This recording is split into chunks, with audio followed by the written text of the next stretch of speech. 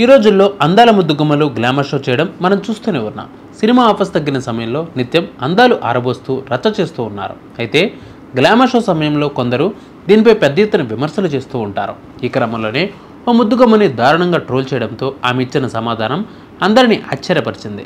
2011లో మలయాళ cinema ద్వారా ఇండస్ట్రీకి entry ఇచ్చిన ఈ మలయాళ ముద్దుగుమ్మ ఇప్పటి వరకు 60 పైన సినిమాల్లో కథానాయికగా, క్యారెక్టర్ ఆర్టిస్ట్గా నటించి పేరు తెచ్చుకుంది. ఇటీవల ఈ భామ నటించిన 2 మలయాళ చిత్రాలు Thankamani, once upon a time in Kochi విడుదలై మంచి గుర్తింపును తీసుకువచ్చాయి. వరుస సినిమా ఆఫర్స్తో ఫుల్ జోష్లో ఉన్న ఈ ముద్దుగుమ్మ అందాల వడ్డింపులో ఏమాత్రం కాంప్రమైజ్ కావడం లేదు. తరచూ తన గ్లామర్ షోతో రచ్చ చేస్తూనే ఉంటుంది.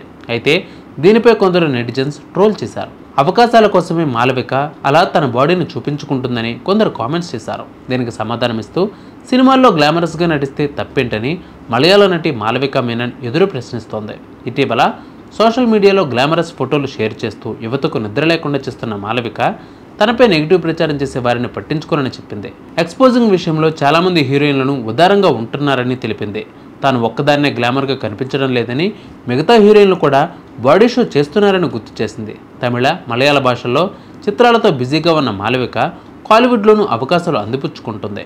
తెలుగులో అమ్మాయిలు అంతే, అదో టైపు, వందనం వంటి చిత్రాల్లో నటించినా పెద్దగా ఫేమ్ రాలేదు. దీనితో ఓవైపు తెలుగు ఇండస్ట్రీలో అవకాశాల కోసం ప్రయత్నిస్తూనే మలయాళ ఇండస్ట్రీపై మాలవిక ఫోకస్ పెట్టింది.